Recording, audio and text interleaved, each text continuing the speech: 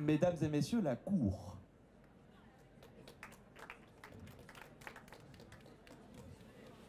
Dans un pays civilisé, quand la cour entre sur scène, on se lève. Mais ce pays a changé, ce pays a beaucoup trop changé. C'est bon, vous pouvez vous asseoir. Oui. Je disais, ce pays a changé, ce pays a changé. Il y a quelques années de cela, une crise sanitaire sans précédent s'abattait sur la France et accessoirement sur le reste du monde, mais ça c'est accessoire. Notre pays était confronté à un mal, le mal du siècle, celui de la paresse subventionnée par l'État. Dans les villes, dans les campagnes, apparaissait tout d'un coup, subrepticement, le télétravail. Le télétravail.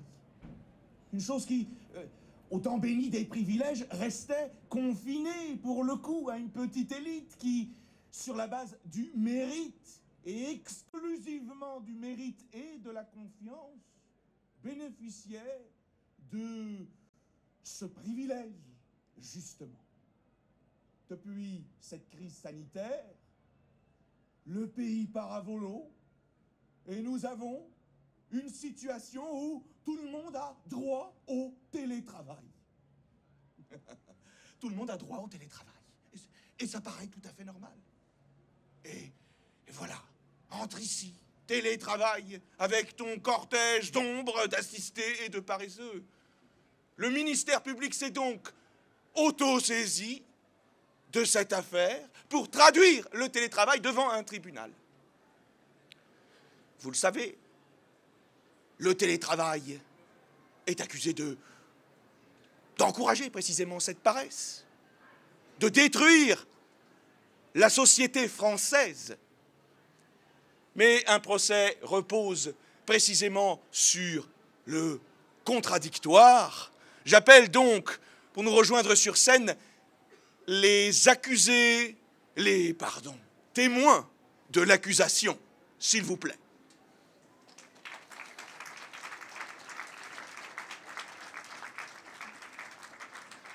Ces témoins sont appelés à s'asseoir. Je l'ai dit, contradictoire, qui dit contradictoire dit aussi des témoins de la défense. J'appelle donc ces témoins de la défense sur scène pour nous rejoindre.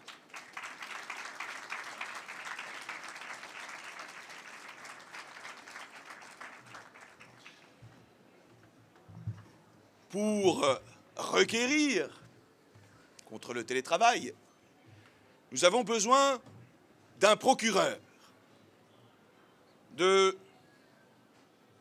Madame le procureur Ouisti, c'est bien cela?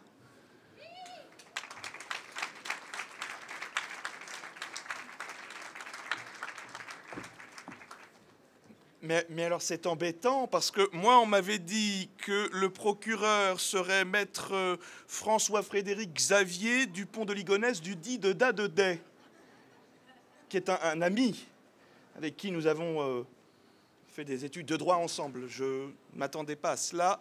Le pays a décidément changé. Bien, et donc pour défendre le télétravail, donc j'appelle Maître Maïmoun.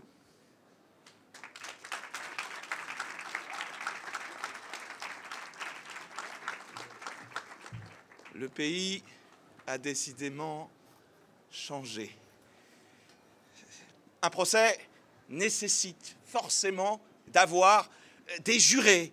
Oui, bon, il y en a qui sont contre les jurés populaires, mais ce soir, nous avons donc tiré au sort des jurés populaires. On vient de me communiquer la liste. Je vois donc comme premier nom Sami Fella.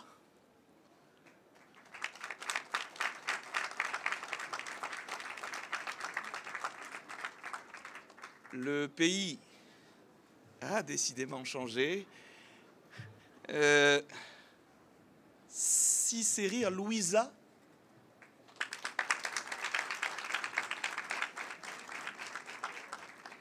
Le pays a décidément changé. Derwish Kamel.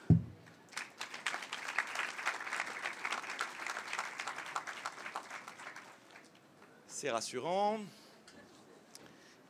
Ah, bon. Ouedraogo Apollinaire.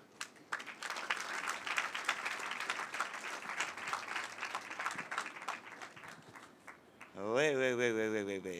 Le pays a décidément changé. Ah, là, cette fois-ci, Vasseur Ambre.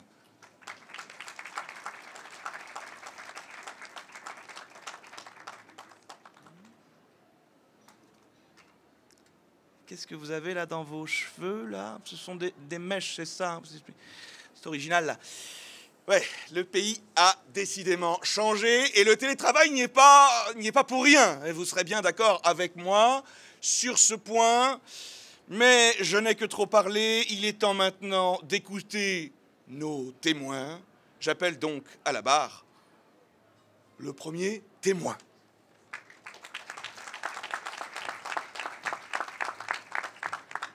Nom, prénom, qualité.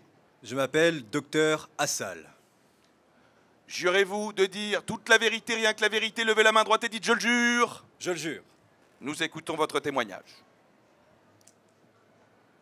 Le télétravail est un poison pour les employés. Il détruit votre squelette à petit feu. Il vient vous crever les yeux et vous voler vos précieuses années de jeunesse. Avec son horrible nom, le TT, il se rapproche de l'ITT par le I de irresponsable, le I de irrémédiable et le I de inévitable.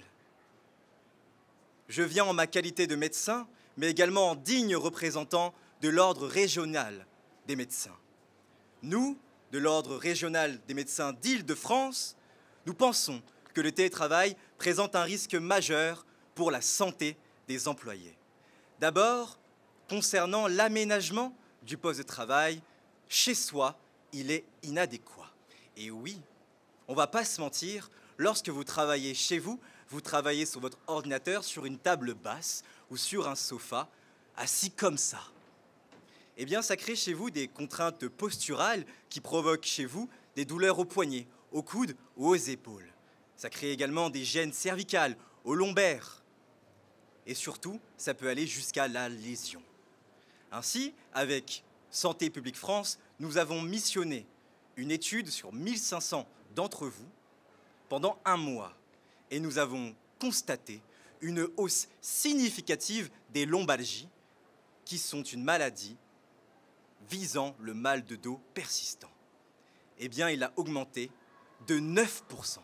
Très chère assemblée, permettez-moi du terme, c'est une starfoulerie. C'est une dinguerie, c'est une singerie, c'est une barbarie. Et oui, vous vouliez le visio boulot dodo, mais au final, seulement pour vous péter le dos. Eh bien non, dites non, car déjà 20% des accidents de travail sont des lombalgies. Le voilà, le véritable ITT. Également, un deuxième risque qui est la posture sédentaire. C'est ce que vous êtes en train de faire, c'est-à-dire rester assis continuellement. Mais lorsque vous le faites chez vous, vous le prolongez. Vous n'êtes pas en entreprise, vous ne vous déplacez pas à l'imprimante ou à la machine à café ou en cour intérieure, et vous en conviendrez, tout le monde n'a pas chez soi une cour intérieure. Alors, ça accroît les risques d'atteinte à la santé qui sont cardiaques et métaboliques. Lorsque c'est cardiaque, on parle d'hypertension artérielle ou on parle d'insuffisance cardiaque. Lorsqu'il s'agit du risque métabolique, on parle de diabète de type 2, d'obésité, de cancer du côlon, d'utérus ou du poumon. En très bref, le télétravail fait de vous des petits vieux. Vous vouliez l'iPad et vous avez eu l'EHPAD. Vous vouliez le visio boulot dodo, mais pour avoir finalement le physique à Renault. Et finalement, Un troisième point est lié à l'usage intensif de l'écran. Lorsque vous êtes chez vous, vous passez plus de temps derrière l'ordinateur. Cela manifeste chez vous des douleurs au globe oculaire, des rougeurs, des picotements, des éblouissements, une myopie temporaire, des yeux secs et également des maux de tête. En bref, en très très bref, le télétravail vous rend bigleux. Vous vouliez le visio boulot dodo, mais pour finalement pas voir plus loin que votre MacBook Pro. Alors, moi, en tant que qualité de médecin, j'ai beaucoup de patients qui me demandent des arrêts de travail pour tous les dégâts que j'ai déjà précités. Mais est venue une situation incongrue de l'un d'entre vous qui est venu me voir pour demander un arrêt de travail parce que lorsqu'il se touchait l'épaule, il avait mal. Lorsqu'il se touchait le ventre, il avait mal également. Je l'ai examiné et il s'était simplement fracturé le doigt. Eh bien, voyez-vous, nier le danger du tété, c'est devenir ce patient au doigt douteux. Nier le danger du tété, c'est siroter du venin sur une île, puis me demander du Doliprane 1000. Alors, à toutes ces victimes, je prescris ostéo, rhodo et alcool entre poteaux, avec modération. Profitez de votre jeunesse et sortez de chez vous. Maître, est-ce que vous avez une question à poser aux témoins ? Oui, je vous remercie pour votre témoignage, très instructif en tant que médecin d'Île-de-France. Bon, j'ai une question pour vous. Selon vous, les mal de dos ont démarré finalement grâce au télétravail. Ils n'existaient pas donc avant. Comment faisaient les kinés pour vivre avant 2020 et le télétravail généralisé? Je vous remercie. Alors, je vous remercie pour votre question. Vous en conviendrez que les kinés n'étaient pas au chômage avant le télétravail. Seulement, ils ne s'étaient pas autant enrichis sur votre dos. Bien, merci pour votre témoignage. Maître, je rappellerai qu'on dit les mots de dos. La langue française, elle, n'a pas changé encore. Peut-être que vous allez nous faire votre plaidoirie en inclusive aussi. Mais nous allons écouter le second témoignage, donc de la défense. Nom, prénom, qualité. Pauline Massengo, psychologue spécialisée dans le bien-être des travailleurs. Jurez-vous de dire toute la vérité, rien que la vérité? Oui. Nous écoutons votre témoignage. Mesdames, messieurs, si je suis ici, c'est pour démystifier certaines zones d'ombre et rétablir quelques vérités sur le télétravail. On vient d'entendre que le télétravail causerait des problèmes de dos, des difficultés diverses et variées en raison d'un manque d'équipement ergonomique. Laissez-moi vous dire deux choses. Permettez-moi. Premièrement, toutes les entreprises ne sont pas équipées ou ne peuvent pas investir dans des équipements ergonomiques. Deuxièmement, non, ces problèmes ne sont pas liés directement au télétravail, mais bien au travail sédentaire en général. Mais au-delà des aspects ergonomiques, le véritable enjeu du télétravail réside dans la santé mentale des travailleurs. Les douleurs physiques sont certes préoccupantes, mais les crises d'angoisse, le mal-être psychologique en open space l'est encore un peu plus. Je brise en quelque sorte le secret professionnel pour vous raconter l'histoire d'une de mes patientes. Appelons-la Sabine, 27 ans. Brillante avocate, profil exemplaire, travailleuse, motivée, passionnée, et pourtant une carrière pas si facile. Car chaque matin, pendant 20 ans, elle a dû subir. En allant à son bureau, dans les couloirs, elle recevait des remarques sans cesse.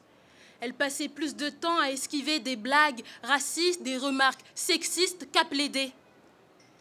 Les remarques sur son style vestimentaire étaient constantes. Trop court, trop long, jamais assez professionnel. Des remarques et des commentaires déplacés de ses associés comme « Tiens, il y en a une qui cherche des clients, mais toujours sur le bureau. » Ou bien « Oh, ta coiffure afro, elle fait un peu négliger, Sabine. » Ces remarques, souvent justifiées par un prétendu esprit d'équipe, ont plongé Sabine dans un état de détresse profond. Elle a fini par faire un burn-out un épuisement mental. Épuisée par ces humiliations quotidiennes et par l'absence de soutien de son hiérarchie, de sa hiérarchie. Elle était au bout du rouleau, incapable de continuer dans ces conditions. Mais c'est alors que le télétravail est entré dans sa vie. Pour Sabine, ce fut une véritable libération. En travaillant depuis chez elle, elle a pu échapper à cet environnement toxique. Elle a enfin pu se concentrer sur son travail sans être constamment sur ses gardes. Le télétravail lui a permis de retrouver un équilibre. Elle dort mieux, elle est plus productive, elle peut désormais profiter des moments de détente avec son chien, faire du sport entre 2 réunions et retrouver une vie sociale et professionnelle épanouie. Si j'ai tenu à témoigner aujourd'hui, c'est par conscience professionnelle. C'est parce que j'ai trop vu des clients comme Sabine dans mon cabinet. Pour finir, accuser le télétravail d'être le problème, c'est passer à côté du problème. Ce n'est pas le lieu de travail qui pose problème, mais la manière dont le travail est organisé. Avant de pointer du doigt les chaises de bureau, posons-nous la vraie question. Ne devrions-nous pas repenser notre rapport au travail dans son ensemble ?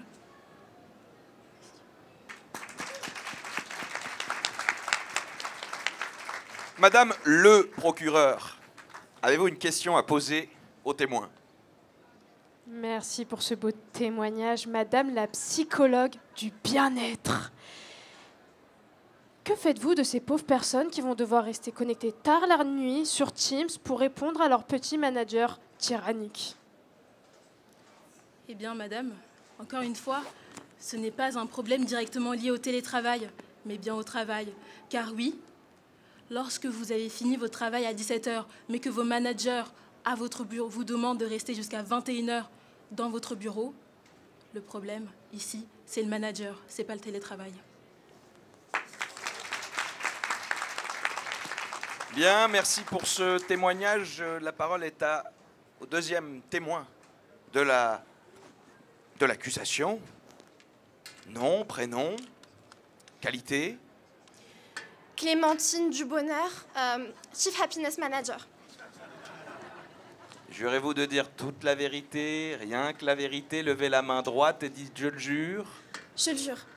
Nous écoutons votre témoignage. Alors, bonjour à tous. Moi, je suis responsable du bonheur. En gros, c'est Chief Happiness Manager. Mais je ne suis pas ici pour vous annoncer un nouveau plan d'optimisation du fun au travail, malheureusement.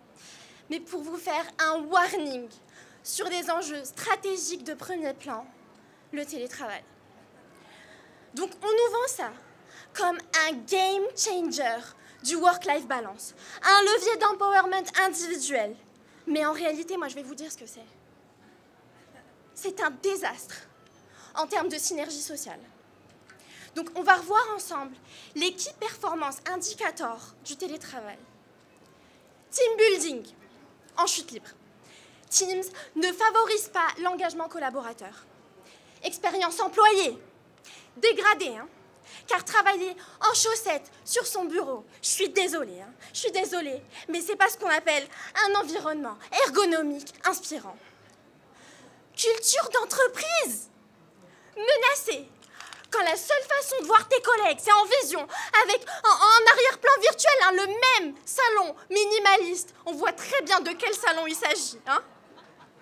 C'est très difficile de créer un lien authentique. Et Jean-Michel Frise, on n'en parle pas, lui, qui pointe le bout de son nez en col au pire moment, juste avant de dire un truc important. Je pense qu'on devrait revoir la stratégie de...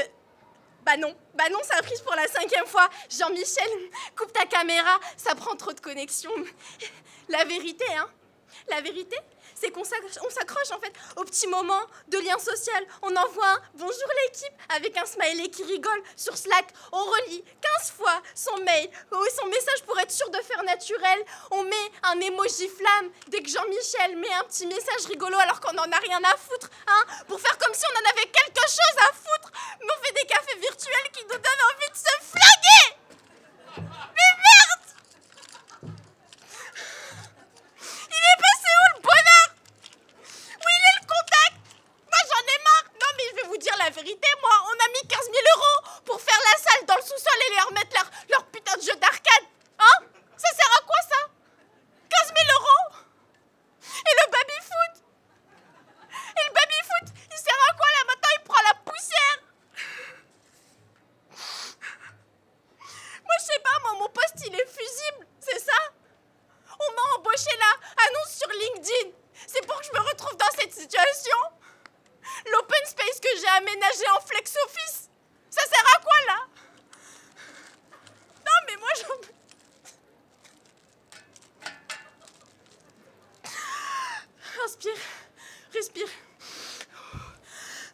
rassurez-vous, ça va bien se passer. Non mais, Ça va bien se passer. appelez le health officer du tribunal, là ça va plus.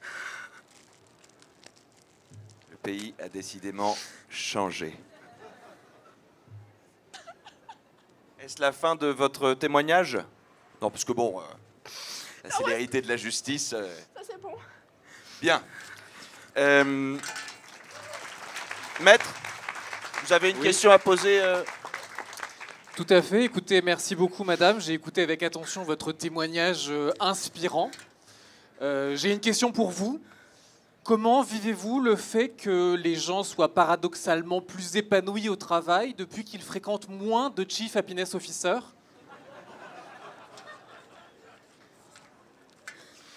Oh mais, de toute façon, faut bien que je l'accepte. Hein. Moi, tout ce que je veux, c'est que les gens ils se sentent heureux au travail. Donc s'ils ont plus besoin de moi, bah je peux pas dire non. Bah s'ils sont plus heureux comme ça, bah, c'est pas grave. Moi j'accepte. Madame, est-ce que vous êtes heureuse? Non mais j'essaye. Moi je vais voir un psy. Maître, ce n'est pas une séance de psychanalyse. Merci pour votre témoignage.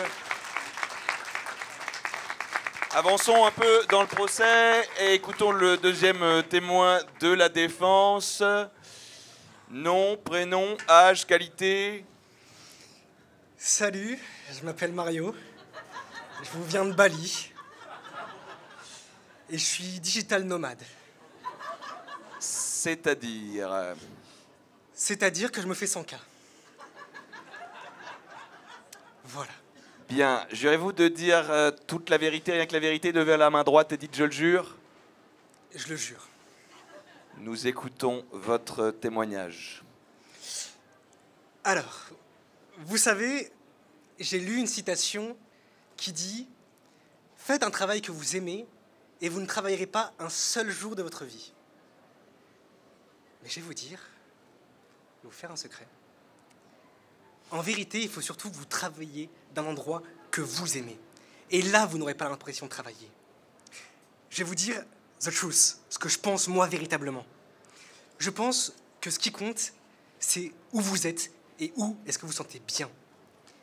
Parce que moi, en vérité, j'ai pas le time pour tout ça. J'ai pas de temps à perdre. J'ai pas le time pour les bouchons parisiens. J'ai pas le time pour les problèmes de RER quotidien. Moi, quand je me lève, j'ai le smile. Parce que moi, j'ai pas à être entassé dans le métro. Moi, je me lève, je suis heureux dans mon 100 mètres carrés. J'ai pas besoin de traverser Paris pour pouvoir travailler. J'ai juste besoin de traverser ma salle à manger. Alors, écoutez-moi, sincèrement, parce que je suis payé pour ça. Écoutez-moi parce que quand je me lève, je suis heureux. Comme je suis heureux, je suis productif. Et surtout, quand je suis chez moi à travailler, je ne suis pas distrait. Et alors, je peux me focaliser sur ce qui compte vraiment. Je peux me focaliser sur moi. Quand je suis chez moi, je suis tranquille. Je suis bien. Je peux bien travailler. Je vous rassure, j'ai pas mal au dos. Quand je sens une petite douleur, là, comme ça, je vais m'allonger et il n'y a aucun souci. Osef, on est bien, pas de problème. Je sais que tout le monde n'a pas chez soi une cour intérieure, mais moi si. Donc, pourquoi bouger? Moi, je préfère être chez moi plutôt que de parler à des gens avec qui j'ai pas envie de parler. Parce que j'ai un peu écouté les gens parler, soit avant d'arriver, soit ici. Et franchement, ça donne pas envie. Avoir Sylvie qui vous raconte son week-end. Avoir Roger qui nous raconte ses blagues de cul. Avoir Clémentine du bonheur et sa dépression. La Chief Happiness, elle donne pas envie. Du bonheur, elle m'a donné envie de me flinguer. C'est pas comme ça qu'on fait. Le psy est pas encore là. On réglera ça après. En vérité, je vous le dis, il faut télétravailler parce qu'on a plus de flexibilité. Quand j'ai envie de me reposer, j'ai pas besoin de congé, je suis entêté. Quand j'ai envie de bronzer, pas besoin de chercher, je prends mes calls depuis la plage, je suis assertif en réunion, personne ne le sait et je peux tout lead. Personne ne me l'a jamais reproché. Alors, soyez-en sûrs, le TT, c'est la liberté. C'est la liberté pour pouvoir s'organiser. On fait ce qu'on veut, on prend des pauses quand on veut, on mange ce qu'on veut. On est avec des gens qui sont agréables, soi-même. Mettez-vous en TT, et si vous avez besoin d'autres conseils, vous n'hésitez pas, je vous laisse ma carte, on se prend un call. En attendant, on se voit à mon prochain business trip. Carpe diem, bisous les amis. Merci pour votre témoignage. Madame le procureur, est-ce que vous avez une question à poser aux témoins? Monsieur le globe-trotteur égoïste, après votre moi, ne pensez-vous pas que vous êtes en réalité une minorité avec laquelle on devrait en finir? Les questions ne doivent pas elles-mêmes tomber sous le coup de la loi, je le rappelle. Je retiens qu'une seule chose, c'est que vous me reprochez de parler de moi, mais la seule question que vous avez, c'est à propos de moi. Donc vous voyez, même vous me trouvez intéressant.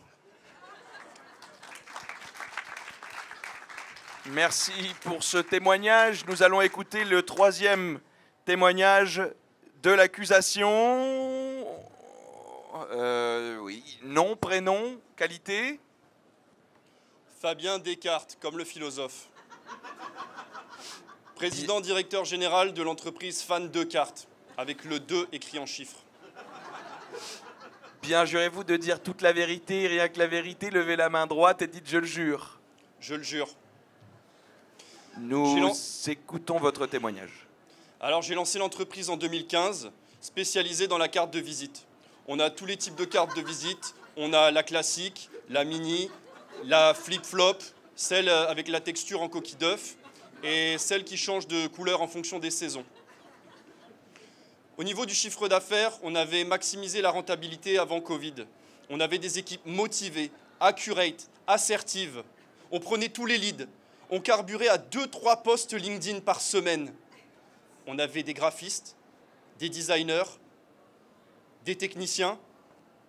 On avait une vie d'équipe. On avait un flipper, un baby-foot, de l'eau aromatisée à la pomme, à la cannelle, à la rhubarbe. Et puis est arrivé le Covid. Chacun chez soi. Les open space totalement vides. Tous les collaborateurs sont partis dans leur famille à la campagne. Mes enfants les ont retrouvés dans des vidéos TikTok, en train de bouffer des crêpes sur un trampoline. À partir de ce moment-là, j'ai compris qu'on allait complètement se casser la figure. Parce que je n'étais pas là pour contrôler. Parce que je n'étais pas là pour les surveiller. Mes collaborateurs, ils sont bien gentils. Ils sont bien efficaces. Mais ils ne savent pas prendre le lead. Ils ont besoin d'un capitaine, d'un phare, d'un père. Ils ont besoin de moi. Ils ont besoin de moi pour leur dire quoi faire, comment le faire, où le faire. Ils ont besoin de moi. Pardon. Excusez-moi, pardon. Maître, Non, je vais poser ma question, pardon. Monsieur, vous êtes un malade, d'accord? Mais j'ai une question pour vous et je vous serai gré d'y répondre. Ne faites-vous donc confiance à personne? Monsieur, la confiance n'exclut pas le contrôle. Ils ont besoin de moi, mais moi, je suis resté en ville. Et pendant ces longues années, j'ai porté l'entreprise à bout de bras.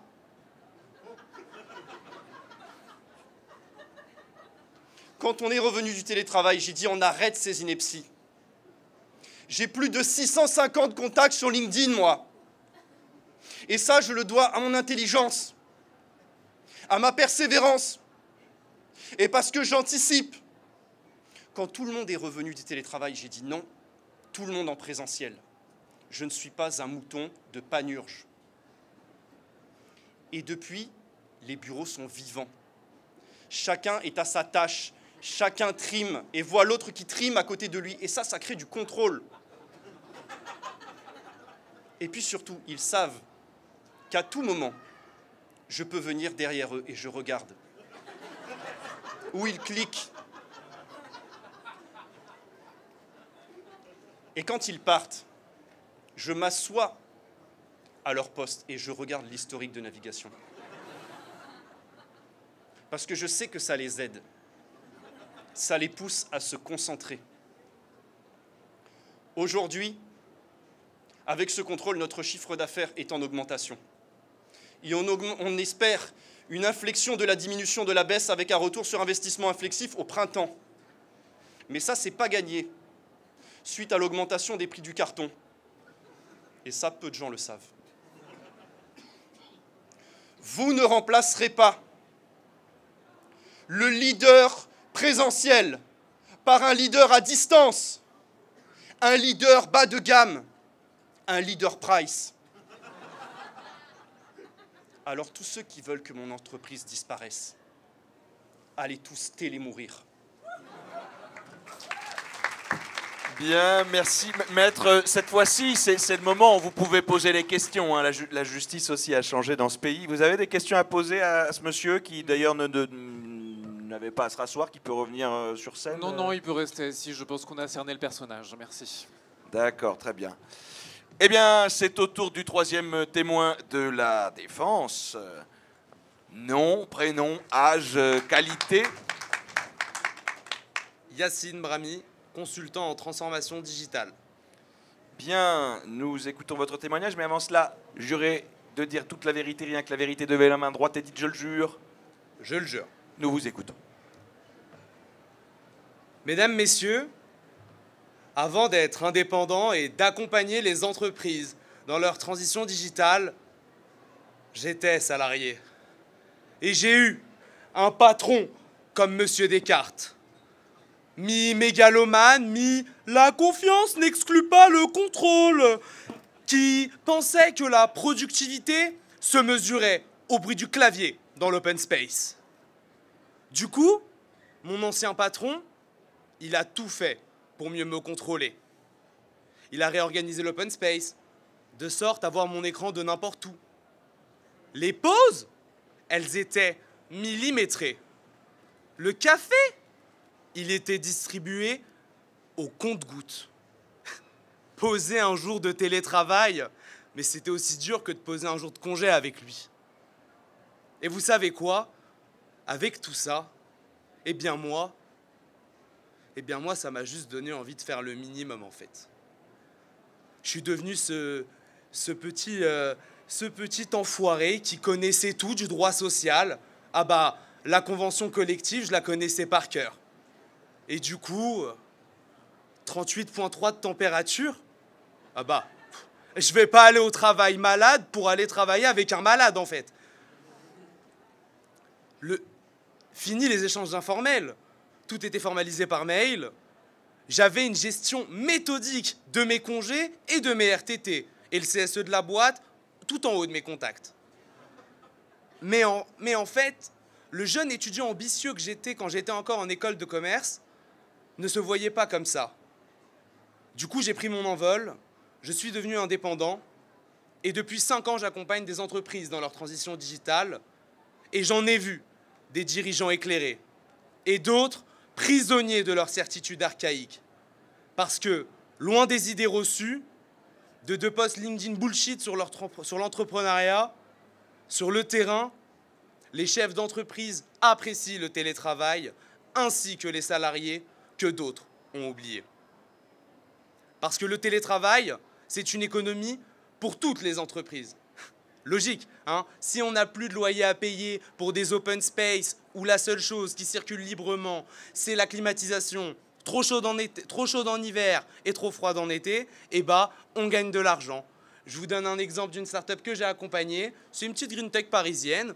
On a décidé de réaffecter leurs 40 000 € de loyer annuel à l'embauche d'un commercial. Résultat, ils ont une croissance de 25% en 6 mois. Comme quoi, il vaut mieux investir dans des talents que dans des mètres carrés des fois. Mais le télétravail, c'est surtout une arme de productivité et de compétitivité massive. Quand 63% des talents français aujourd'hui exigent une flexibilité géographique, le télétravail devient une obligation et non une question. Nos entreprises deviennent plus productives avec le télétravail Et ça, même chez Microsoft et Google, qui connaissent 20% d'augmentation de leur productivité. Comme quoi, même chez les géants de la tech, on préfère les pantoufles aux costumes. Mais le télétravail nous pose un paradoxe, celui de la confiance. Et je l'ai souvent entendu, l'argument infantilisant de la confiance. Le télétravail nous oblige à nous focaliser sur les résultats plutôt que sur notre présentéisme national. Alors, plutôt que d'espionner, formons nos leaders. Plutôt que d'emprisonner nos collaborateurs, des entreprises réallouent les économies faites dans des séminaires d'équipe en Europe. Et concrètement, qu'est-ce qui crée du lien? Un baby-foot au sous-sol, une table de ping-pong au premier étage, une machine à bonbons à l'accueil ou un séminaire d'équipe tout compris à Barcelone? Je vous laisse réfléchir. Trêve de blablaterie, mesdames, messieurs les jurés, le télétravail n'est pas une mode. C'est la plus grande révolution managériale depuis la machine à vapeur. C'est une révolution d'efficience qui a permis aux entreprises de diminuer les coûts et de faire augmenter la valeur ajoutée de chaque salarié. Alors, aux entreprises fossiles qui s'accrochent à leur mur, je préfère les entreprises novatrices qui construisent des ponts numériques. Condamnons les préjugés et non pas le progrès.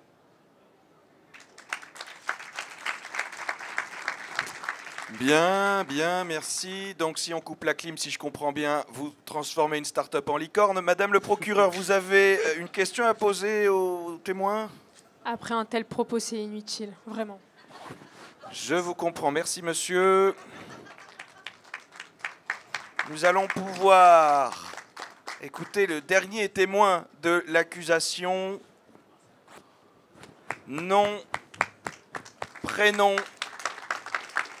qualité. Julian Hack, promoteur immobilier. Jurez-vous de dire toute la vérité, rien que la vérité? Levez la main droite et dites « je le jure ».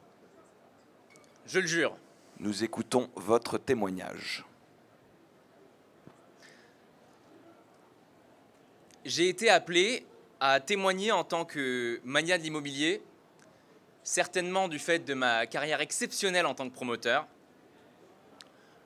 Pour ma part, j'ai toujours voulu me construire ma Trump Tower, inviter tous mes amis au gouvernement. Moi, je veux faire fortune très vite, très très vite, pour pouvoir faire encore plus fortune en vendant des formations sur comment faire fortune très vite. Je veux construire tellement de gratte-ciel que le ciel lui-même me suppliera d'arrêter de le chatouiller. Mais tout ça, tous ces rêves, à cause du télétravail, ils se sont effrités, ils se sont effondrés. Regardez-moi, j'en suis réduit à témoigner dans un hangar désaffecté. Mais je ne suis pas la seule victime du télétravail. Alors, je dois apporter ma pierre à l'édifice. Selon moi, la vérité, c'est que le télétravail a transformé notre quotidien en un gigantesque défi contre notre propre motivation. Avant, c'était mieux avant. Les travailleurs du tertiaire étaient inspirés par des figures comme Jordan Belfort, Harvey Specter, encore mieux, Patrick Bateman. Maintenant, il vaut mieux pas respirer l'odeur de leurs t-shirts tachés, de leurs chaussettes trouées. Ils ont la prestance de Paul Mirabel. Allez, pour les grands jours, ils sortent la chemise froissée. Et puis, vous savez, moi je crois pas qu'il y ait de... Non, je crois pas que le télétravail rende libre. C'est ce qu'ils disent. Mais libre de quoi? Le télétravail, c'est la télé, rien de plus. Je vais vous donner un exemple très simple. J'ai essayé de travailler chez moi depuis chez moi l'autre jour. J'ai travaillé 3 heures. J'ai appris 2 choses. D'abord, la recette des cookies au matcha que j'avais vue sur TikTok la semaine dernière. Ils sont très bons. Ensuite, j'ai appris à nettoyer mes plaques de cuisson avec un vieux citron. Super. J'ai été très productif, j'ai été un super homme de maison, mais je ne sais toujours pas en vendre plus des maisons. En réalité, lorsqu'on allait encore au travail, la vie avait beaucoup plus de sens. Au bureau, le boulot, à la maison, le reste. Tout était bien segmenté, bien compartimenté dans des petites boîtes hermétiques. Ça nous permettait simplement de nous dédoubler pour être 2 fois plus efficaces et 2 fois plus heureux. Et en plus, 2 fois mieux, 2 fois, ça fait 4 fois mieux. Et puis, on avait des amis au travail et en dehors. Les regards complices de la machine à café, ils ne pourront jamais être remplacés par 2-3 coups de fil. Je vous pose une question. Avec le télétravail, qui appellerez-vous pour vous plaindre du travail? À qui de mieux vous plaindre que ceux avec qui vous partagez le travail au travail? Qui appellerez-vous maintenant, je ne sais pas, quand votre boss vous pose problème? Votre boss? Nous sommes tous isolés, et moi le premier. Je ne vois plus personne. Bref, dans tout Paris, les rues sont trop vides et les appartements sont trop pleins. Et moi, avec mes immeubles en ruine, j'ai les mains faites pour la pierre et elles sont dans la merde. Alors, je vous demande de faire le bon choix et de condamner justement le télétravail. Pour moi, comme pour tous les autres qui en souffrent, make work great again.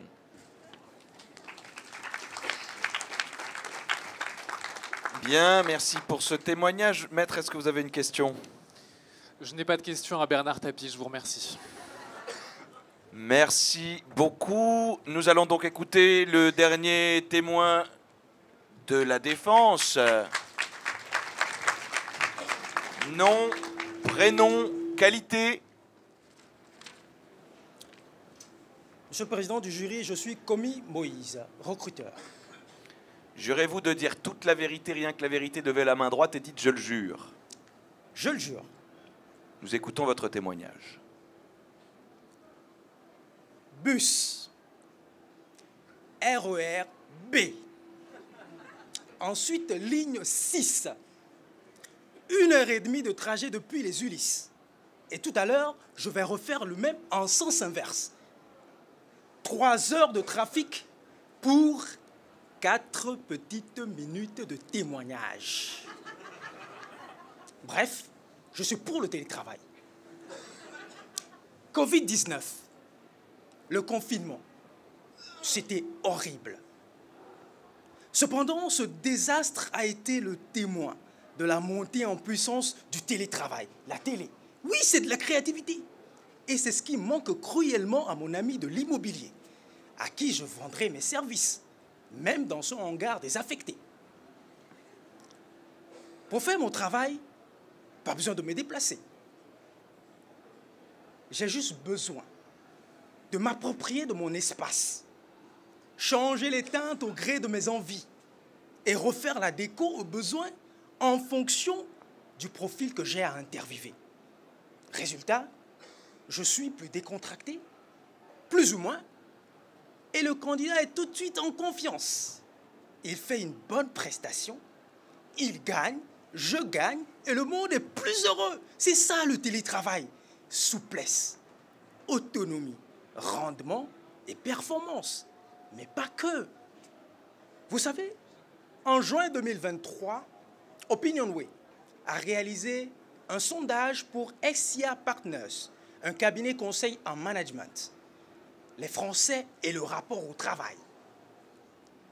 À la question de savoir quels seraient les facteurs qui impacteraient le plus le monde du travail en France dans les années à venir, la réponse qui arrivait en tête, avec 48% des sondés, est la suivante. Difficulté de recrutement et pénurie du travail. C'est en ça qu'intervient le télétravail pour briser la distance. Et ça me rappelle une histoire. C'est l'histoire de Firdaus. Firdaus est une jeune maman célibataire, développeuse web, créatrice de contenu en 3D, résident au Togo. Après 45 minutes d'entretien concluant, elle avait fondu en larmes. Elle venait de décrocher un contrat en or. Et moi, je venais de dénicher une pépite pour une start-up au Canada, à plus de 10 000 km. C'est ça le télétravail. Le télétravail, c'est un accès universel à un monde de compétences. Faire un procès au télétravail, mais quel humour! Chers jurés, je conclurai en partageant avec vous ce vieux proverbe africain. Celui qui avale une noix de coco fait confiance à son anus. Si les détracteurs du télétravail sont dans le déni, j'espère que vous, au moins, vous mesurez les conséquences de ce procès. Condamner aujourd'hui le télétravail, c'est condamner toutes ces Firdaus, ces perles qui vivent à des milliers de kilomètres, dont la créativité ferait certainement le bonheur de nos entreprises françaises.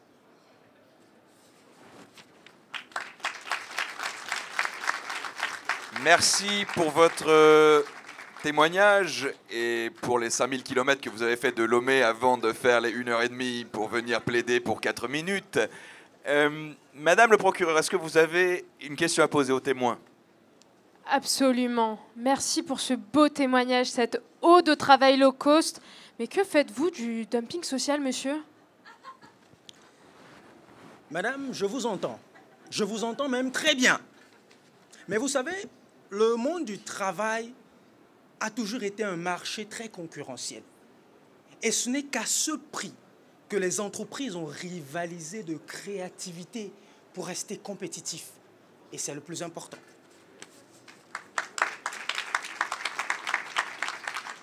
Bien, il est venu l'heure d'écouter donc le réquisitoire de Madame le procureur. Procureur Ouisti, vous avez la parole. Bourreaux! Oui, des bourreaux qui, pendant un quart d'heure, ont été les bourreaux de la liberté, mais aussi du bon sens. Mais aussi les bourreaux du simple plaisir de râler tous ensemble à la machine à café. Commençons par Madame, la psychologue du bien-être, qui nous explique que le stress disparaîtra parce qu'on ne prendra plus le métro et le RER. Alors déjà, ça c'est faux, et pour la simple et bonne raison que votre stress, mes amis, n'est pas lié au RER B ou C, et je vous vois venir à des kilomètres. Vouloir taper ce soir sur la pauvre Valérie Pécresse, ce n'est pas l'objet du débat. Votre stress a un visage, a une voix, un agenda rempli de réunions bien bullshit. Votre stress, c'est votre manager. Télétravail ou non, il sera toujours là. Tel un clébard avec son os, il ne vous lâchera pas la jambe le soir. Car oui, il est malin ce manager. Il continuera à vous bloquer pendant 3 heures, mais via une réunion Teams programmée depuis 3 jours, pour laquelle vous aurez reçu 30 rappels dans la journée. Mais ça, normalement, vous auriez pu vous plaindre auprès du RH. Mais le RH, il vous délocalise à Bali ou au Togo. Parce que lui, il nous a prétendu que la richesse humaine, c'est son affaire. Et en plus, il a fait pire. Il nous a parlé de ses rêves. Le premier, il veut vous rencontrer avachis dans un canapé, en marcel et en slip dégueulasse. Alors, effectivement, si pour lui, ça c'est un rêve de vous rencontrer à distance, pour moi, ça s'appelle un cauchemar. Et ensuite, que n'ai-je pas entendu ? Il veut nous remplacer par des travailleurs locaux qui travailleraient depuis des cabanes sur des fichiers Excel. En fait, il nous a vendu le Robinson Crusoe qui est passé juste avant lui. Oui, Robinson Crusoe. J'ai un message pour vous. Parce que déjà, wake up man. Même Vendredi n'a pas envie d'être son ami. Vendredi a quitté Bali pour revenir à Paris. Il nous a parlé d'argent, on n'a pas trop compris, de son 150 mètres carrés. Ambitieux, hein, on parle quand même d'une cabane, encore une fois. Hein. Bref, pendant tout son propos, il m'a donné envie de me foutre en l'air, et je sais que vous aussi. Ou au mieux, ils nous ont donné tous ensemble l'envie de se lever et d'aller vers Saint-Jacques de la Défense et d'y faire un pèlerinage. Amen. Et d'ailleurs, j'ai un message de Sabine et Firdaus. Elles m'ont écrit. Chère Madame la procureure, lavez notre honneur. Rappelez à ce public que nous ne sommes pas juste des mères de famille, les boniches de nos maris, les nounous de notre maison. Nous sommes des êtres libres, mais libres qu'au travail. Parce que oui, il n'y a que là-bas qu'on ne leur rappellera pas que ce sont des petites femmes.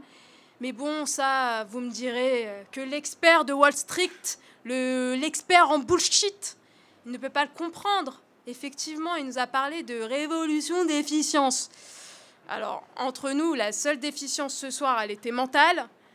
C'était la sienne. Et encore une fois, ce n'est pas le propos de ce soir. Effectivement, tout comme vous, je suis un peu déçue. Là, j'ai vu 4 bourreaux, mais surtout 4 grands fainéants payés à ne rien faire. Mais heureusement que notre médecin est venu rétablir la vérité. Il était bien trop poli pour vous dire les choses telles quelles. Le télétravail, c'est permettre une seule chose, une épidémie d'obèses. Car oui, rester chez vous, avachis, à manger des chips et à regarder Nagui toute la journée, dans un jogging bien trop petit, c'est une seule promesse, l'American Dream, trop gras. Et la France n'a pas besoin de ça actuellement. Ensuite, notre pauvre petit promoteur immobilier qui vous promet des beaux locaux illuminés et avec de la chaleur, plutôt que de travailler dans votre pauvre petit 9 mètres carrés où les toilettes sont sur votre palier parce que vous les partagez avec tous les autres, parce que c'est trop cher Paris. Ne me faites pas croire que les locaux de la Défense, c'est pas mieux. Et en plus, dans les locaux de la Défense, on recevra Clémentine qui vous fera des pancake parties, après qui vous proposera des after-work où vous vous ferez des amis. Robinson, t'es toujours invité. Donc, à cette belle vie de merde qu'ils vous ont proposée, je vous invite tous à vous réveiller demain matin et à aller au travail. Vous savez, dans ces beaux locaux. Parce qu'en vrai, entre nous, ils vous ont proposé une belle vie de merde. Mais plus sérieusement, chers travailleurs et travailleuses du monde entier, laissez les barreaux du travail s'étendre jusqu'à votre salon. Laissez Teams connecter très tard la nuit pour faire semblant d'être productif. Laissez le travail vous transformer en zombie. C'est la promesse de devenir une machine en pilote automatique plutôt que d'être des êtres libres. Merci pour votre réquisitoire. Maître, à vous la parole. La parole est à la Défense.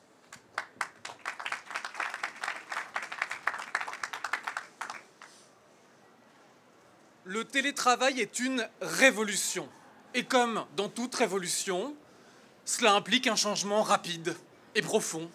Comme dans toute révolution, vous avez des gens en colère. Et comme dans toute révolution, vous avez des contre-révolutionnaires. Regardez-les. Regardez-les bien.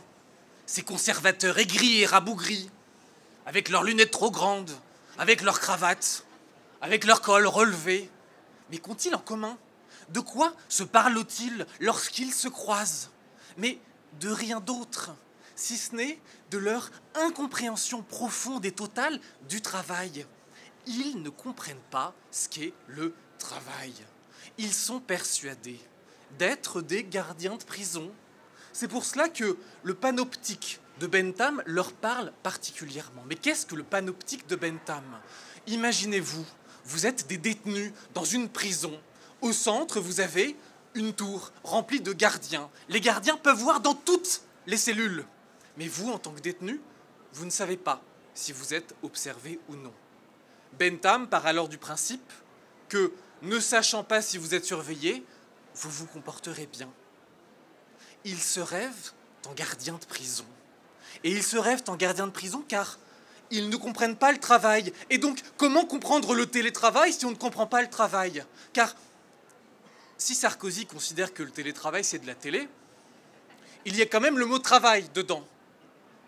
Et donc, ils ne peuvent comprendre ce qu'a dit notre psychologue du travail et du bien-être au travail, qui est que finalement, chez vous, vous préservez votre santé mentale. Vous augmentez l'inclusivité au travail, vous évitez la violence et les désagréments du travail sur site. Mais ils ne peuvent pas le comprendre, car ils n'ont pas un rapport sain au travail. Regardez-les de nouveau. Ils font de la peine. Ils ont une vie misérable. Ils ont besoin du travail. Sans le travail, que serait-il? Fan de cartes, que serait-il sans des gens pour le voir, regarder des gens manager d'autres gens, regarder l'historique de ses collaborateurs? Qu'importe le salarié, pourvu qu'il y ait du management. Pour tordre une phrase de Clémenceau, le travail, c'est une chose trop grave pour la confier aux managers qui ne comprennent rien, si ce n'est les enjeux de pouvoir. Même l'argent ne les intéresse plus. Nous avons expliqué que le télétravail fait gagner de l'argent. Oui, mais il fait perdre du pouvoir immédiat. Ça ne les intéresse pas. Foucault a utilisé le panoptique en l'élargissant et en considérant que finalement, au-delà de la simple prison, nous sommes de manière générale dans une société de la surveillance. Et donc, nous avons pris l'habitude d'être surveillés en permanence. Et lorsque nous redécouvrons les joies du télétravail, la confiance, et comme nous le précisait notre recruteur, quand nous redécouvrons que le monde est monde, que les frontières, le temps d'un entretien d'embauche n'existent plus, mais c'est incroyable. C'est une révolution. Ne vous méprenez pas. Lorsque vous êtes chez vous et que vous ouvrez votre PC, vous restez Sisyphe poussant son rocher tous les matins, inlassablement. Mais comme disait Camus, il faut imaginer Sisyphe heureux. Il faut imaginer les détenus qui détruisent ce panoptique. Ils ne pourront pas le détruire complètement. Il en restera les fondations, car on ne peut pas se débarrasser complètement de ce sentiment de surveillance en permanence. Et donc, bon, en télétravail, vous vous surprendrez peut-être à bouger un peu la souris pour apparaître en ligne. Vous vous surprendrez peut-être à la fin d'un call auquel vous n'avez pas participé, à dire « merci, c'est tout pour moi », avant de raccrocher. Vous vous surprendrez peut-être également à mettre un fond virtuel pour éviter qu'on voit que vous êtes chez votre tante avec une piscine incroyable et que vous n'avez prévenu personne. Mais ça n'est pas grave. Ça n'est pas grave car une révolution, ça prend du temps. Le monde d'après arrive, mais il prend du temps. Et les télétravailleurs de maintenant n'attendront pas la permission des employeurs d'hier pour s'épanouir demain.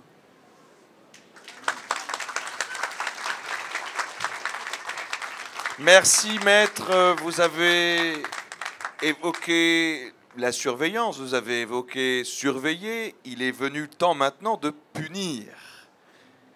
Et pour punir, quoi de mieux qu'un jury qui est donc invité à se retirer pour délibérer.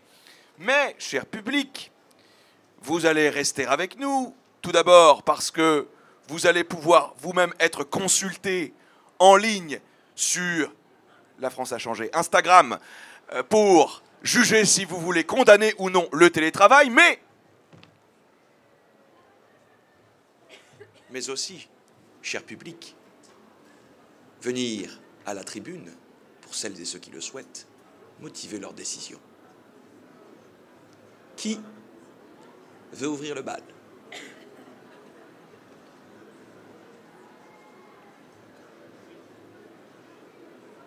La France a changé. Les Français ont-ils été courageux un jour? Ils ne le sont pas ce soir, visiblement. Y a-t-il quelqu'un dans la salle qui veuille dire un mot? Oui, on l'applaudit.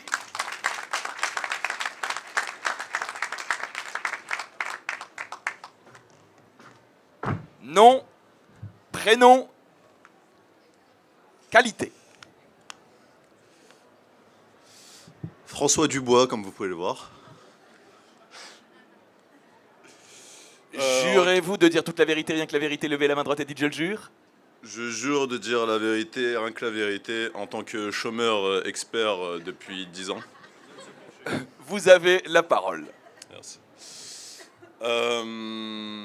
Je pense que je vais plutôt prendre parti pour mesdames et messieurs les coincés à ma droite.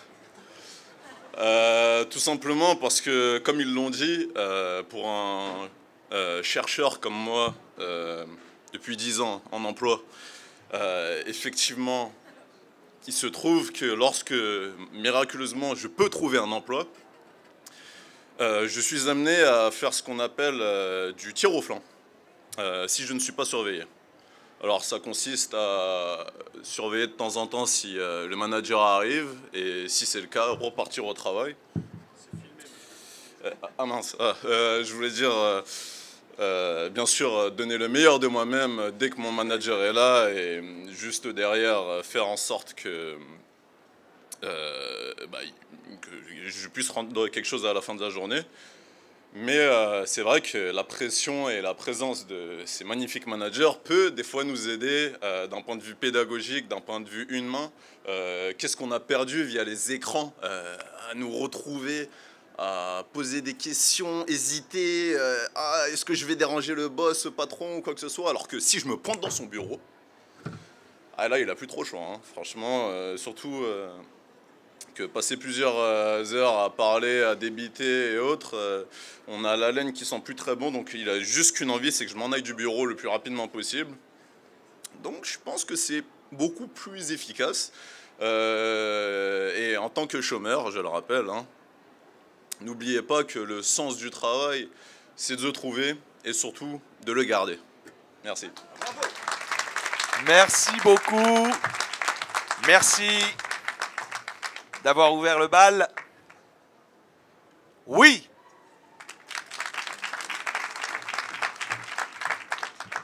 Nom, prénom, qualité. Stéphane Keldy, étudiant en master de droit du travail. Jurez-vous de dire toute la vérité, rien que la vérité, levez la main droite et dites je le jure. Je le jure. Vous avez la parole. Eh bien, Monsieur le Président, Mesdames et Messieurs du public, mes propos seront brefs. Premièrement, le télétravail dans les entreprises est censé être issu d'un accord collectif. En tout cas, c'est comme ça qu'il est censé être institué, de sorte que les salariés se prononcent, soit directement via un accord référendaire, soit à travers leurs représentants, les délégués syndicaux ou le comité social et économique, sur le télétravail auquel ils souhaitent adhérer finalement.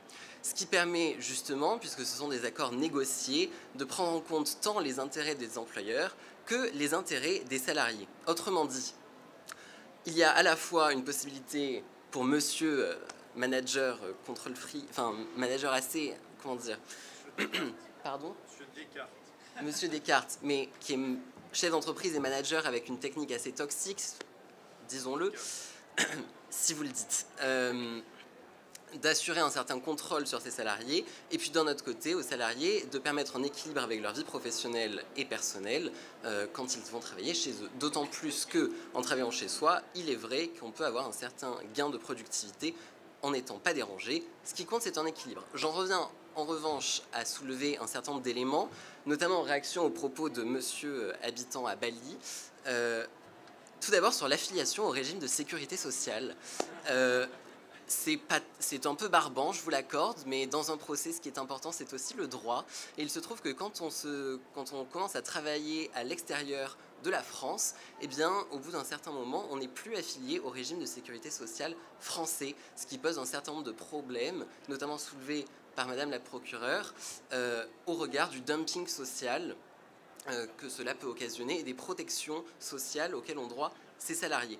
Deuxième élément qui pose problème dans le télétravail, c'est le calcul du temps de travail, puisque justement le contrôle qu'il peut y avoir derrière sur le temps occasionné, que ce soit au-delà des heures maximales, les heures maximales légales de travail ou le temps de repos peuvent largement être dépassés et causer un certain nombre d'infractions qui vont retomber sur l'employeur. De sorte que ce qui compte, c'est assurer un équilibre important entre le contrôle, mais aussi le respect du droit du travail et de la sécurité sociale.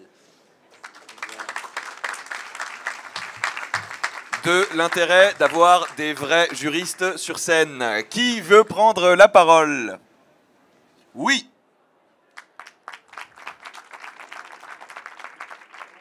Encore un homme, la France n'a décidément pas changé.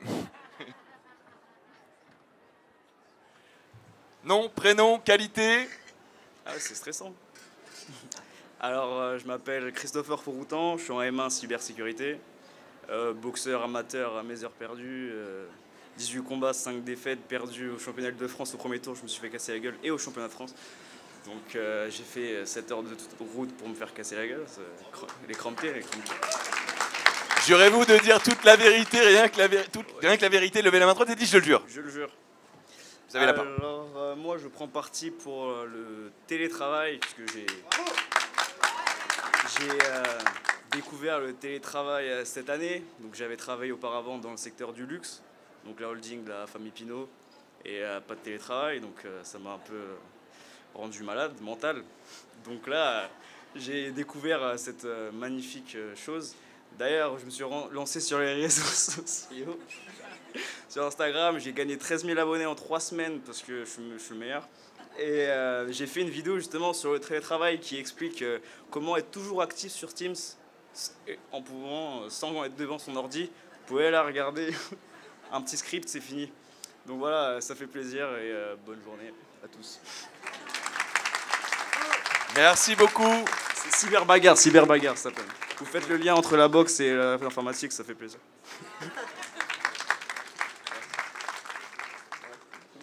Merci beaucoup. Est-ce qu'une citoyenne veut venir sur scène? Parce que bon, les citoyens, ils sont bavards, mais les citoyennes. Oui, non mais je sais, on peut balancer des noms comme ça, c'est vrai. Oui, Agathe, par exemple.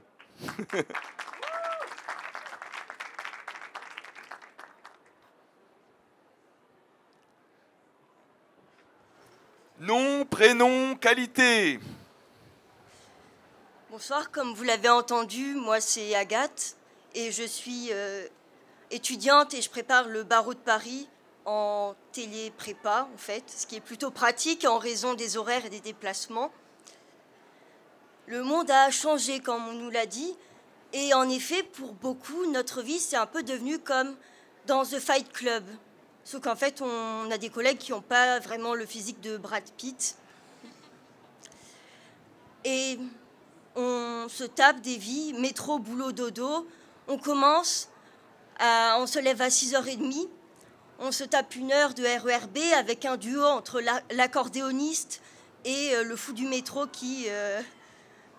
dont on a peur qu'il nous tue pour no reason. Et puis on arrive sur un lieu de travail très très gai puisque beaucoup d'entre nous subissent des dépressions, des burn-out. Voilà. Et tout cela, pourquoi? Pour la productivité. On préfère nourrir un système qui n'a de but que sa propre préservation, quitte à sacrifier les libertés et le bonheur des citoyens. Alors, on a tout d'abord le premier témoin qui nous a dit que le travail, c'était cool parce que ça permet d'éviter les maux de dos. Alors, il paraît que rester assis, ça fait mal au dos. N'est-ce pas le cas de la plupart des gens qui travaillent devant un ordinateur toute la journée sous les yeux du patron qui nous empêche de nous lever? Et puis, petite pensée aussi pour ceux qui doivent porter des charges lourdes et qui se défoncent le dos de manière encore plus sûre. Ensuite, on nous a parlé de la joie au travail et de la cohésion, comme s'il n'y avait pas du harcèlement et que quand on essayait d'aller jouer au baby-foot, au ping-pong, on n'avait pas un patron tapis dans l'ombre, un peu comme une araignée sur sa toile, les mains derrière le dos, à nous reprocher par sa seule présence d'avoir osé quitter le poste de travail. Alors pour cela, pour tenter d'avoir un travail plus émancipateur. Peut-être qu'en effet, le télétravail est une brèche et une voie vers la réforme du monde du travail. Donc, défendons le télétravail.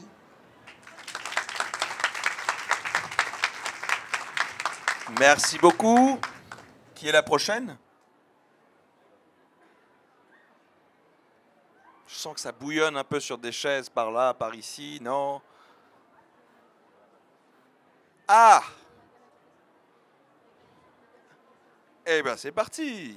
On l'applaudit.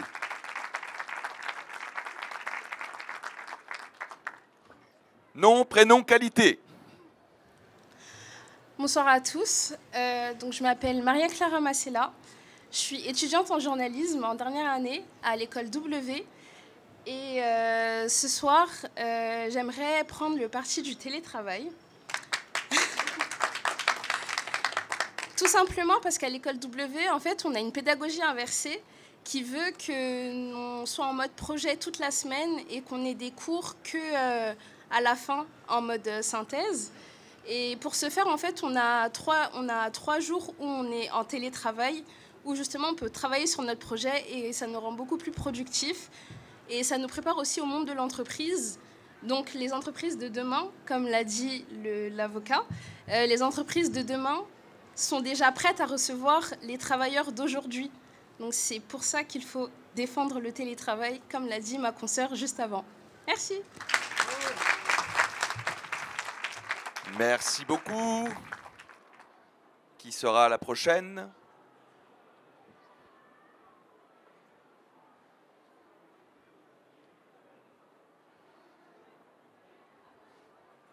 C'est long, hein? C'est gênant même un peu. Est-ce que quelqu'un voudrait briser la gêne? Apporter un peu de happiness dans ce monde ô combien triste. Oui!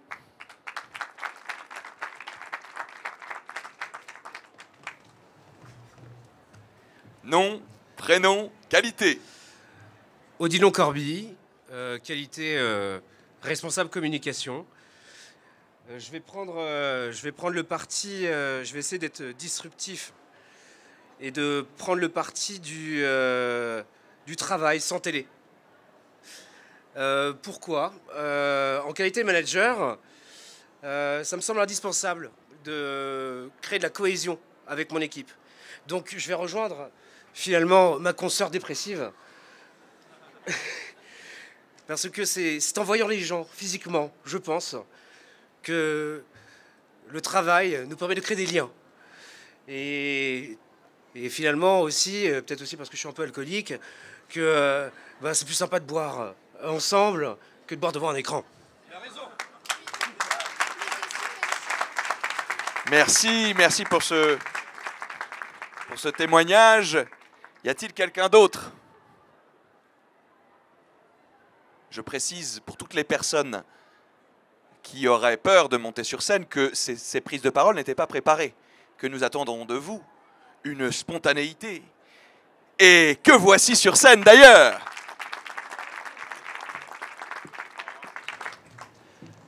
Nom, prénom, qualité. Diane Germain, qualité j'en ai beaucoup, mais entre autres, je suis en master en finance. Alors je vais vous faire part d'ailleurs de mon expérience en master en finance. Je suis également en alternance en banque. Et en alternance en banque, on n'a pas de télétravail, parce qu'on ne nous fait pas beaucoup confiance. Mais également, on a beaucoup de choses à faire.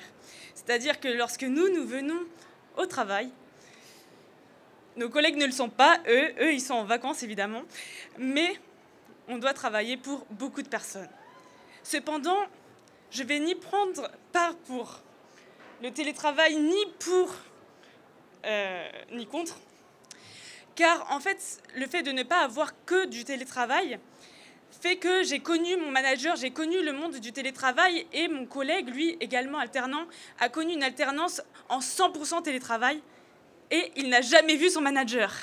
Jamais vu un manager et jamais vu réellement ce qu'était le travail. Si bien que finalement, on était au même niveau alors que lui avait 1 an de plus d'expérience. Alors, tout est question d'équilibre. Si vous avez confiance, si vous avez déjà des compétences, évidemment, le télétravail, c'est une grande opportunité. Ça permet de réduire les coûts de transport, mais également les coûts de l'entreprise, tout en augmentant des performances. Mais 100% télétravail, évidemment, on perd un lien qui est indéniable. C'est important de connaître nos collègues autrement que derrière un fond mis sur Teams, comme on l'a dit, sans tout autant trop abuser sur les afterwork. J'aime pas les pancakes. Mais tout est une question d'alternance. Voilà, donc il faut alterner télétravail et ça dépend des goûts de chacun finalement. Donc du télétravail, oui, mais pas trop quand même. Merci beaucoup. Qui veut prendre la parole? Oui. Et j'en profite pour vous indiquer que le sondage est en story de la Fédération francophone de débat sur votre réponse. Vous pouvez voter pour coupable ou innocent. Nom, prénom, qualité. Bonsoir à tous, je m'appelle Lucas et je suis étudiant en droit. Alors moi aujourd'hui je vais prendre parti pour le travail sans télé. Bravo. Parce que je considère qu'il est important de faire des rencontres dans un monde où tout est déconnecté. On est tous sur les réseaux sociaux, on ne voit plus tellement de gens qu'on ne l'aurait pu à une autre époque. Et je pense que si tout cela se traduisait dans le monde du travail dans sa globalité, eh bien on ne serait plus que des êtres individuels dans un monde peuplé. Et ça, c'est bien dommage, je trouve. Et donc oui, je pense que il est important de garder ce lien avec des gens. Vos collègues ne sont pas forcément là pour vous tirer, pour vous mettre des bâtons dans les roues ou pour vous détruire. Je pense que je veux rester optimiste et encore croire qu'il y a plus de gens bienveillants dans le monde dans lequel nous vivons que de gens mal intentionnés. Et ce sera donc la dernière prise de parole de la soirée. Le jury va pouvoir revenir sur scène pour nous rendre son verdict.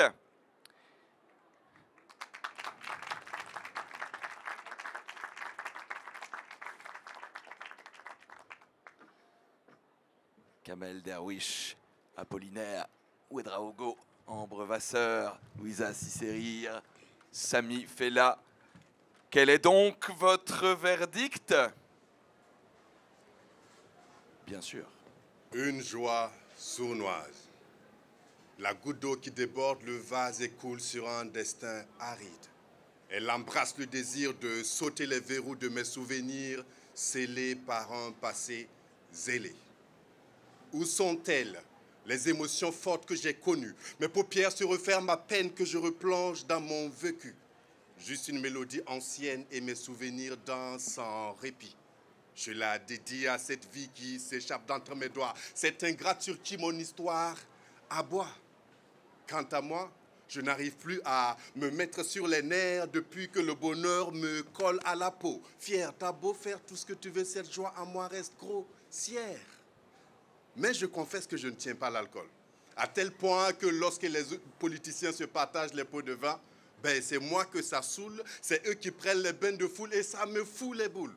Alors j'ai arrêté de boire, oui, de boire les informations de la télévision qui téléguide nos visions et télécharge nos émotions. Le système nous fait croire que sans nos dirigeants actuels, le monde ne tournerait pas en rond. Sont-ils le pont entre nos vies et la mort ou font-ils exprès de nous prendre pour des...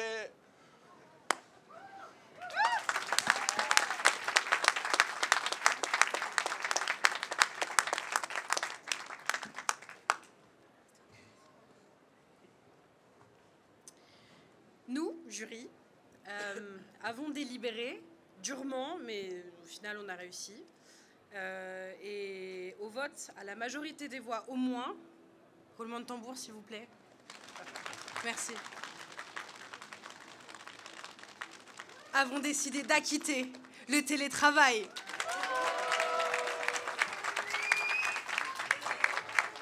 Restez là, ce n'est pas fini pour vous. Retournez à vos places. S'il vous plaît.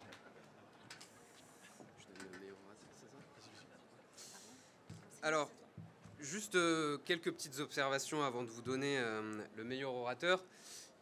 Une petite observation d'abord sur une incohérence que j'arrive pas à me retirer de l'esprit pour madame, qui est cachée, qui nous a parlé d'une certaine Sabine qui a 27 ans et qui pendant 20 ans, tous les matins, a subi des remarques déplacées. J'avoue que c'est le genre de... J'étais obligé d'en parler parce que si j'en avais pas parlé et si j'avais pas sorti ça de mon cœur, j'aurais pu ne pas dormir ce soir, donc j'en profite. Après, je dois dire que j'ai peut-être l'esprit mal tourné, mais vous avez dit autre chose qui m'a beaucoup intéressé. Vous avez dit qu'avec le télétravail, Sabine pourra profiter de moments de détente avec son chien. Alors, peut-être que j'ai l'esprit mal tourné, très certainement, mais j'aurais aimé également avoir un peu plus de détails et d'explications sur ce point. Un dernier point, ça concerne monsieur. Alors, j'ai pas très bien compris le rapport entre la noix de coco et le télétravail. Et moi, je vous soupçonne d'avoir fait un pari avec vos amis au Togo pour nous placer un proverbe africain ce soir. Vous me confirmerez peut-être après ou non. Pour le meilleur orateur de ce jour, il a été excellent, à la fois sur le fond et sur la forme. Et je dis pas ça parce qu'il est beau, même s'il est beau. C'est Mario, et on peut l'applaudir.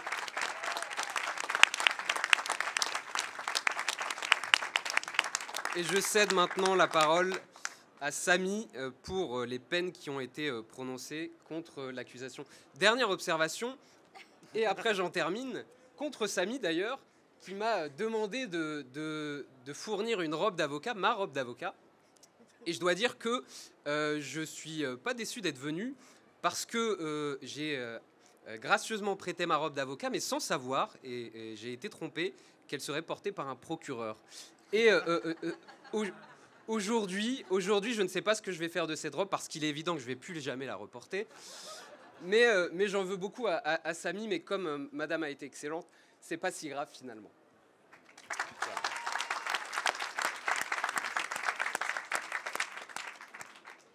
Oui, puisque l'accusation a perdu, le tribunal a décidé d'attribuer certaines peines. À monsieur Julien Hack, promoteur immobilier de son État, le tribunal a décidé de lui interdire tout exercice de monopoly pendant 5 ans. Ce tribunal a également décidé de condamner le docteur Guillaume Assal, vous pouvez vous lever, à une série de massages jusqu'à ce que mort s'ensuive. Concernant maintenant madame Clémentine Dubonheur, si vous pouvez vous lever, ça va aller? Si on peut l'aider, s'il vous plaît, les huissiers. Sur le rapport des experts, sur la base du rapport des experts, le tribunal a jugé séant qu'une peine pénale ne soit pas prononcée et vous astreint donc, madame, à suivre une thérapie comprenant au moins 5 grammes journaliers de Xanax et au moins 20 heures de baby-foot par semaine.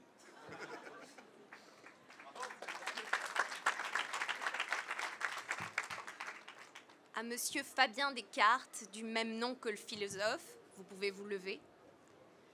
Ce tribunal vous astreint à vivre avec des chats et à faire au moins une macarena par jour.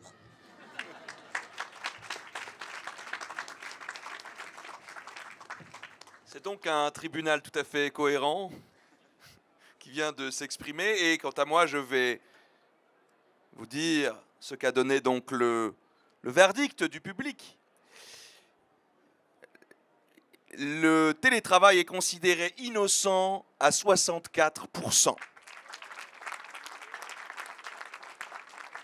Ça n'a absolument aucun impact sur la décision finale, mais c'était quand même pour saluer le public, pour le remercier de sa présence, pour espérer de lui qu'il reviendra aux prochains événements de la Fédération francophone de débat, qu'il pourra essayer d'aider la Fédération francophone de débat en s'abonnant, en parlant autour d'eux, en faisant éventuellement des dons défiscalisés à hauteur de 66% avec un rescrit fiscal que vous pourrez récupérer en passant par Hello Asso.